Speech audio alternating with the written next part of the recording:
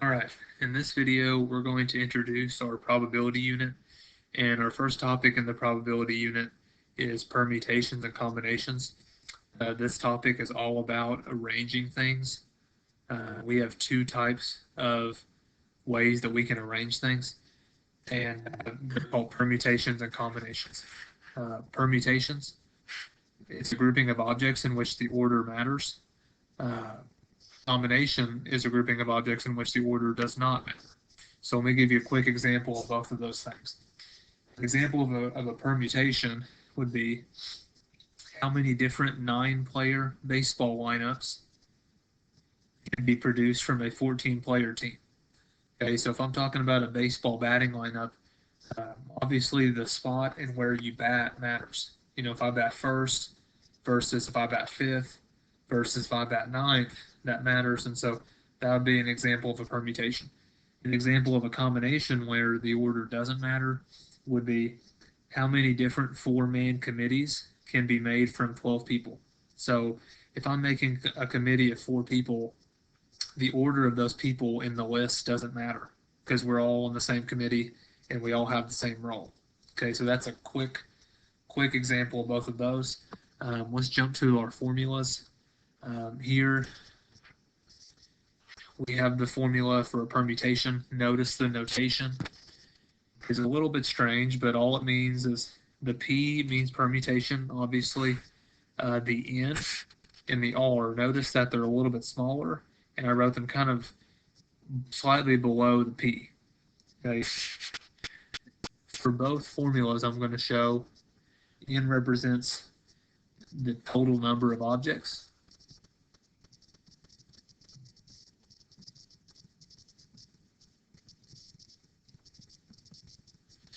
And the R represents the number of places to fill, or the number of spots. When we do examples in just a few minutes, these variables will make a little bit more sense. But for a permutation, the formula is the number of ways to arrange all of the items over the number of ways to arrange all items not selected. For a combination, like I said, the order does not matter. The formula kind of looks the same.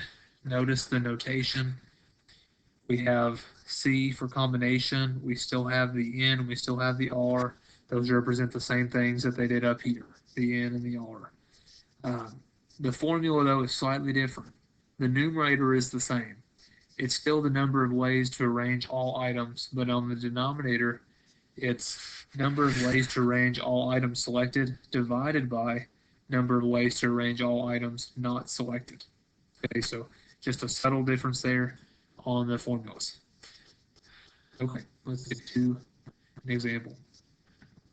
Okay, so this example really isn't about permutation and combination. This is actually about the fundamental counting principle. If you looked at your notes online, it says that on here. I'm going to just work this example to show that formula or that principle. It says Sean is choosing new uniforms for the baseball team. Pants come in 3 styles, shirts in 5 styles, and caps in 4 styles. How many different ways can a 3-piece uniform be chosen? I want you to stop the video for a second if you want to, and I want you to think about what your answer would be right now, right at the beginning of the unit when you don't have an idea of the probability concepts. Okay, here's how I would go about this the first time. I would draw kind of like what's called a tree diagram or some type of diagram. I know that I have 3 types of pants, so I'm going to put P1, P2, P3. Okay, so pant number 1, pant number 2, pant number 3. I have 5 shirts, so I'm going to say I'm going to have shirt 1, shirt 2, shirt 3, shirt 4, and then shirt 5.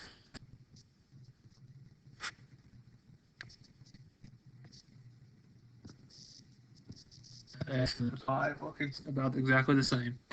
And then I have 4 different types of caps. So I'm going to go cap 1, cap 2, cap 3, cap 4. Again, this is what I would do first time, not knowing anything about the fundamental counting principle. Okay, so I go through all my options. One of my options is I can go use pant 1, shirt 1, cap 1. My next option could be pant 1, shirt 1, cap 2. My next option could be pant 1, shirt 1, cap 3. And then finally, pant 1, shirt 1, cap 4. Okay, so I had 4 options there.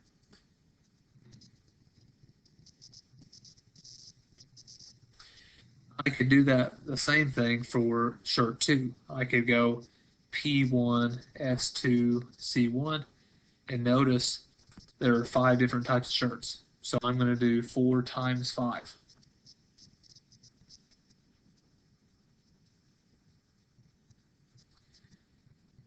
Then I have 3 different types of pants, pant 1, pant 2, pant 3.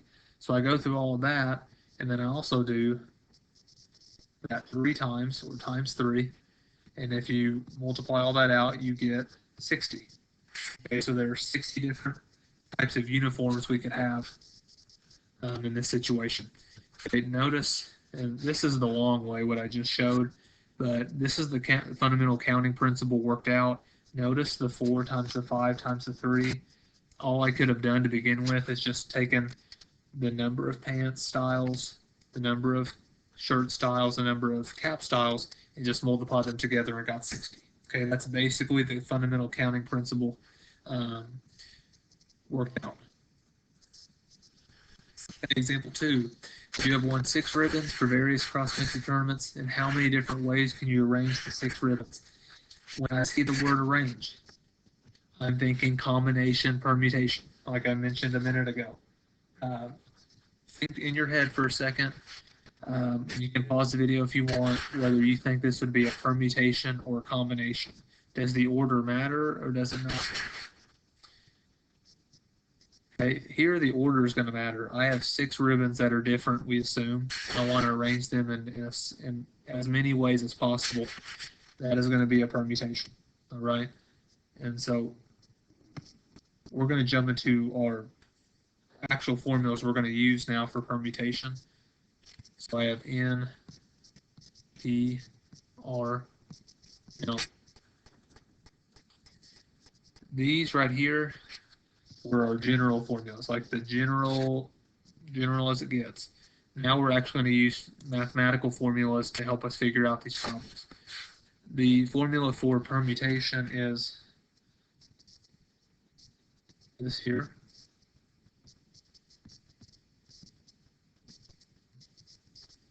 Okay. Here's how this reads. N factorial over N minus R, all factorial. Now, this is the factorial piece. Anytime you see an exclamation point in your problem, that is called factorial. I don't know if you've dealt with those before, but for most of you, I would say probably not. Here's what a factorial is. Okay. If I have 4 factorial, or 4 with an exclamation point to the right of it, that is equal to 4 times 3 times 2 times 1. Okay, hopefully you see the pattern. We just started with the number that we originally had, and we multiplied by each the next integer down all the way until we got to 1. So say I was doing 5 factorial. That would be 5 times 4 times 3 times 2 times 1. Okay, so you go down all the way till you get to 1. You might be asking yourself, well, why are we using this in this scenario? We're arranging ribbons. We're going to get to that in just a second. So that's what a factorial is. We're going to use this a lot in this unit, especially with combinations and permutations. So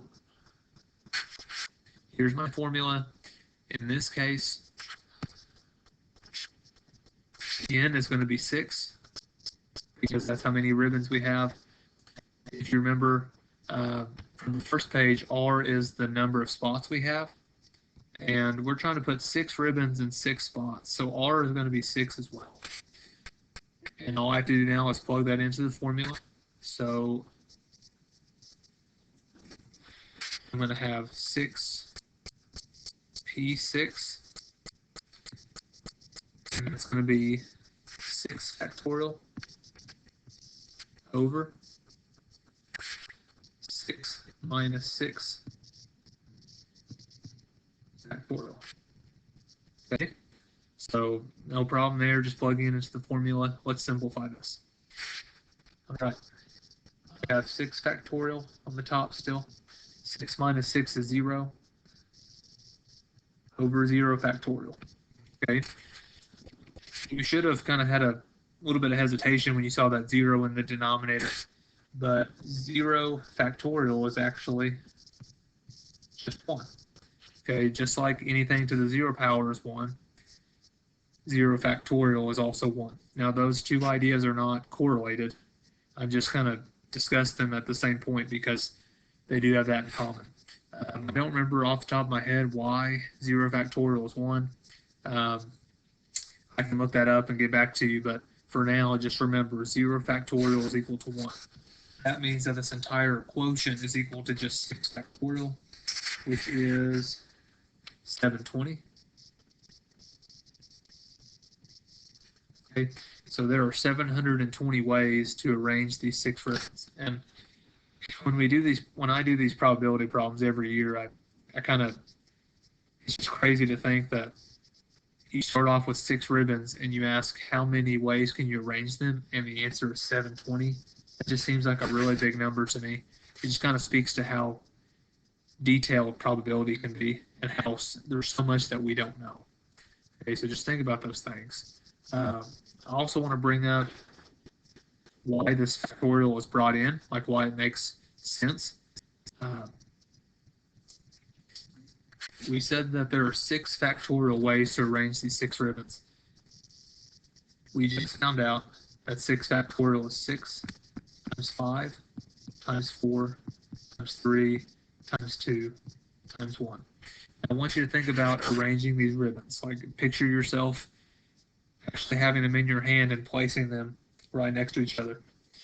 When you go to place the first ribbon down, how many different options do you have? How many different ribbons can you choose from? At the very beginning, you have 6 options. You get to pick any ribbon you want. Okay. After you put that one down and you go to place the second ribbon down, you only have how many options? You only have 5 options on that next one. The third ribbon you're going to put down in your arrangement, you've already put 2 down out of the 6. That means you have 4 left. So here you have 4 options. I hope you're seeing the pattern. That's where this factorial kind of comes in. Every time you arrange something and you arrange things and you put one of the things down, you have 1 less to pick from, all the way till you get down to that last option. Okay, so that is example 2 in your notes. Example 3, how many 5-digit numbers can be made from the numbers 0, 1, 2, 3, or 4? Permutation or combination. Okay, this is going to be a permutation as well. We have the formula NPR equals n factorial over n minus r factorial. You will have to have these formulas memorized. Okay, so just work on that when you get a chance. In this case, n is the number of total options. We have 5, 0, 1, 2, 3, and 4. And we're trying to make 5-digit numbers, so we're going to have 5 spaces. Okay, so that means we're going to have 5p5, which is 5 factorial over 5 minus 5 factorial, which is going to be 5 factorial over 0 factorial. And we just discussed that 0 factorial is 1. And so all we have to find is 5 factorial, and that is 120. Okay, so there are 120 5-digit numbers that can be made from 0, 1, 2, 3, or 4. Now this was without repetition. Okay, so we assumed that we couldn't have, the number 3, 3, 2, 2, 1. Okay, all the numbers have to be different. Let's say that we can have repetition. So we can have a number like 2, 2, 2, 2 or 1, 1, 1, 1. In that case, anything goes. Here are my spots for my 5 numbers in my code. How many options do you have to pick from for your first number? You have 5, because you have 0, 1, 2, 3, or 4. If we're allowed repetition, that means the next number can be any number 0 through 4. So again, I have 5 options as well. For spot 3, I have 5 options again. I have 5 options every single time, if I'm allowed repetition. So you have to pay attention. And so our answer is going to be 5 to the 5th, which is going to be 3,125, which is obviously a lot more options than the 120. And that's just a subtle difference. Repetition versus no repetition. And we had a huge jump in the total number of 5-digit codes we could have. Okay, so that's example 3. Example 4, how many different ways can the word math be rearranged? Permutation or combination? That's a question you're going to be asking yourself a lot this unit. This is definitely a permutation, because I'm wanting all the different ways that I can arrange these certain things. The order would matter. I'm just going to write the formula every single time so you guys can see it over and over again. Here, n equals 4 because we have 4 numbers, and we have 4 spots to fill, so r is also 4. N and r will not always be the same number. You're going to see that in probably the next example, I think. But if we plug those in,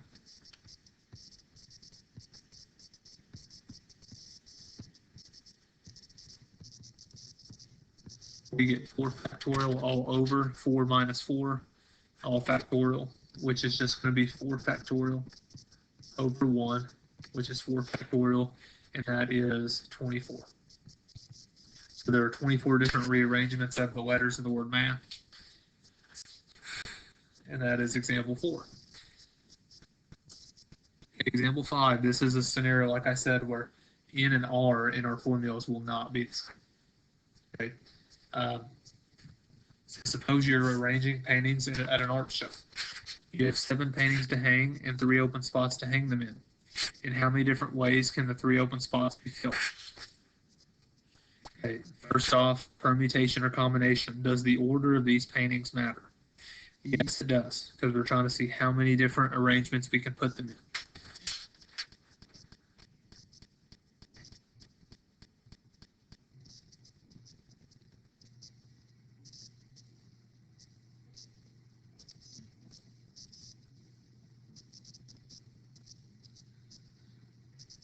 All right, here, n is 7,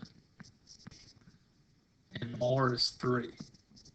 Okay, I have 7 different paintings. I have 3 open spots. So I have 7, P3. Let's go ahead and plug those in.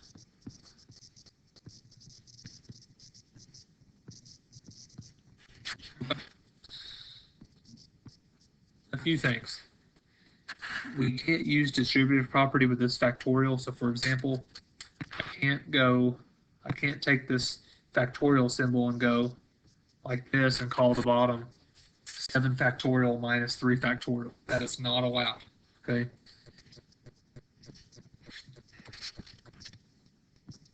All I can do is say 7 factorial over 4 factorial. And then I simplify. Okay. I want you to try to do as much of this as you can without a calculator. So I can type 7 factorial into my calculator, that's fine. I can type 4 factorial into my calculator, that's also fine. But I want to show you a way you can do these a little bit more simply. 7 factorial is equal to 7 times 6 times 5 times 4. And if I want to stop there, like I could keep going and say 4 times 3 times 2, but, and I'll write that for a second. But I can call 4 times 3 times 2 times 1, I can call that 4 factorial, because that's what that is. So what I can do is, instead of writing all that, I can just stop right here and say 4 factorial, and we know what that means. Okay, well, why would you do that? The bottom of this fraction is 4 factorial. If I have 4 factorial over 4 factorial, I can cancel those out. And all I'm left with is 7 times 6 times 5, which is 42 times 5, which should be 130.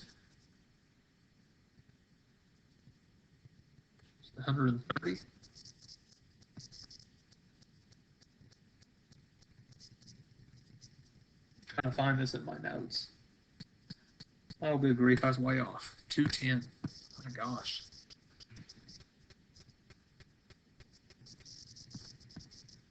Okay, so we have 210 ways that these paintings can be arranged.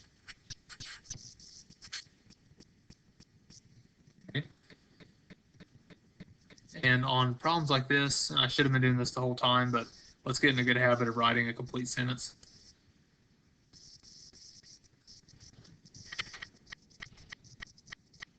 So I would say here 7 paintings can fill 3 open spaces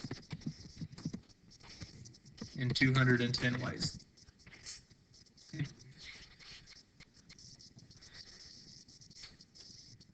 Next is example 7. There are 12 people in the chess club, and you need to make a committee of 3 people who help in a fundraiser. How many different committees can be chosen? All right, permutation or combination. We've had permutations every time up until now.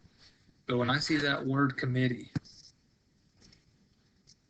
I'm thinking combination, because unless they specify that this committee has a president, a vice president, secretary, treasurer, and that they go in a certain order, I can only assume that this is a committee with no delegations. So if that's the case, the order of the list of people does not matter. It could be John, Jane, Sally, and Susie. It could also be Susie, Sally, John, and Jane. And it's the same committee. Right? So here we're going to have a combination. The formula for a combination is this. And again, I've shown the general formulas on the front page. This formula is the actual one you're going to use, the mathematical formula. In factorial, this part is exactly the same as a permutation, but the only difference is out front in the denominator, we're going to have r factorial out there. Okay, so notice the denominator is slightly bigger on the combination than it is the permutation because of that r factorial. All right. Here, the number of people we have is 12, and we are trying to fill 3 spots because this is a committee of 3 people. So I'm going to have 12 CR, which is 12 factorial over 3 factorial times quantity, 12 minus 3, all factorial. Okay. I simplify, I get 12 factorial over 3 factorial times 9 factorial. I've had a lot of students in the past at this point tell me, well, the 12 factorial and the 3 factorial times 9 factorial, those are going to cancel out. Because they think first glance that 3 factorial times 9 factorial is 12 factorial, and that's just not true. Okay, so don't make that mistake. That is not true. You have to stick through the problem and simplify it. So here's what I have. I'll write this in a different color and leave myself some room.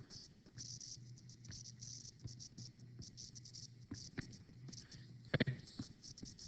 So every problem is different, but the best suggestion I can give is look for numbers that are really close together. So like 12 factorial and 9 factorial. We can say this: 12 factorial is equal to 12 times 11 times 10 times 9.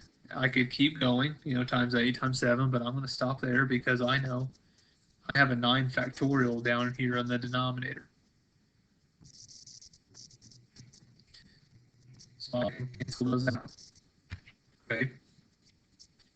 I also know that 3 factorial is 3 times 2 times 1, which is equal to 6. Okay. So really what I have is 12 over 6 is equal to 2. Now I can do 2 times 11 times 10 because that's all that's left. And that's going to be 220. Okay, so you'll get better at this as you go, but you will have to do a little bit of simplifying with those factorials like we did in this problem here.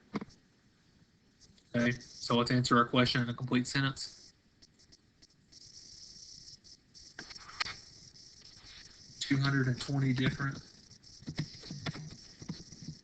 committees can be formed.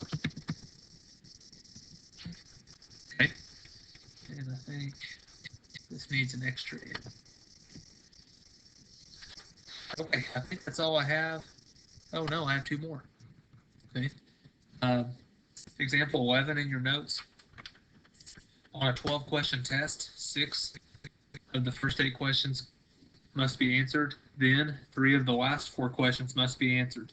In how many ways can this be done? Okay, first off, I want you to ask yourself, combination or permutation?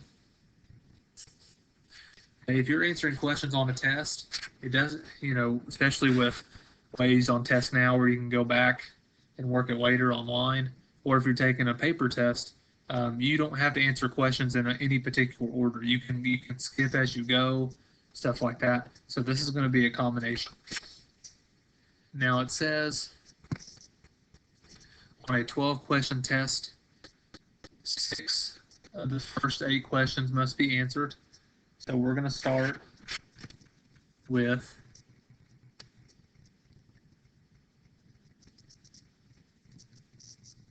eight C6. Again, it's a combination. That's why the C is there. But of the 8 questions, we have to choose 6 of them to answer. Okay. But that's not all of the test. Then 3 of the last 4 questions must be answered. Okay, so what I'm going to do here is I'm going to do 8, choose 6 times 4, choose 3. Okay. And then 4, choose 3 is there because I have 4 questions. I have to answer 3 of them on that last section. Notice we're still answering 12 total questions. 8 plus 4 is 12.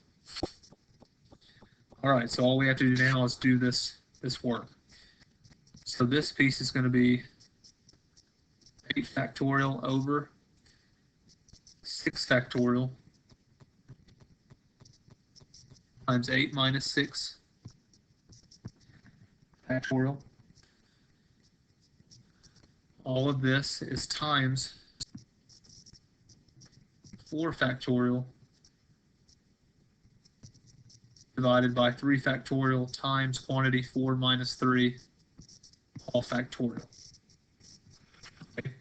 And again, my combination formula is this.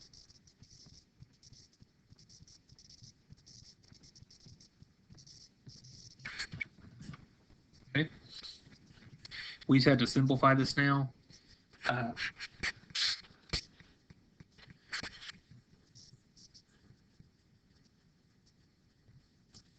Leave myself some room. I'm going to have 8 factorial over 6 factorial times 2 factorial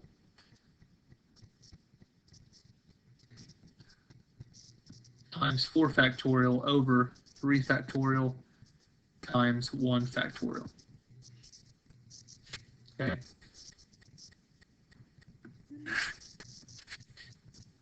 For the first piece, 8 factorial over 6 factorial, I know that I can call 8 factorial 8 times 7 times 6 factorial over the denominator 6 factorial. I'll probably fire in the word factorial by now. I can cancel those out, and all I'm left with is 8 times 7 all over 2. Okay, and I'll simplify that in just a second. But that's the first piece. The second piece is pretty easy because 1 factorial is just 1. I can call 4 factorial 4 times 3 factorial over 3 factorial. Those 3 factorials will cancel, and all I'm left with is 4, really. And now I just simplify.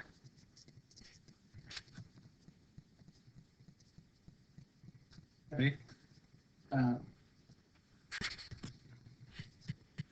8 times 7 is 56. 56 over 2. 2 factorial is just 2.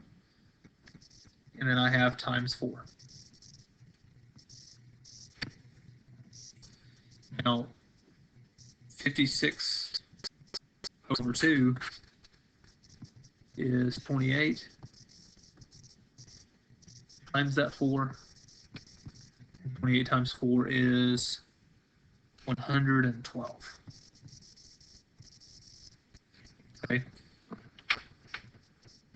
So basically, to answer our question in a complete sentence, there are 112 ways to take this 12 question test. All right. And then last example quickly, example 12. How many different 9-player batting orders can be chosen from a team of 14 players? I kind of mentioned this in the beginning with the baseball situation, but we have a batting order. The order matters. I want to hit 5th way more than I want to hit 9th, and it obviously matters with strategy, and different batting orders will end different results. So this is going to be a permutation.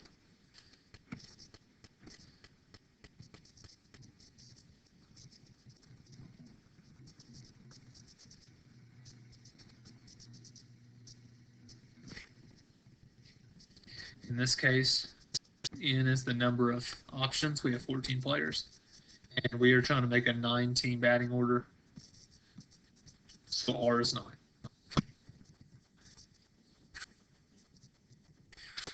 So I'm going to have 14 permutate 9. That's going to be 14 factorial over 9 factorial times, I'm doing combinations, 1 second. That's a really easy mistake to make that I just made. When you start doing, permutations for 4 or 5 examples in a row, or you start doing combinations 4 or 5 examples in a row, very easy to get those mixed up. So I have 14 factorial over 5 factorial. Now on this one, 14 and 5 are really far apart, compared to what we've been doing. So you could write this as 14 times 13 times 12 times 11 times 10 times 9 times 8 times 7 times 6. But in the end, you're going to have to type that into your calculator. And if you do that, you're going to get 726,485,760.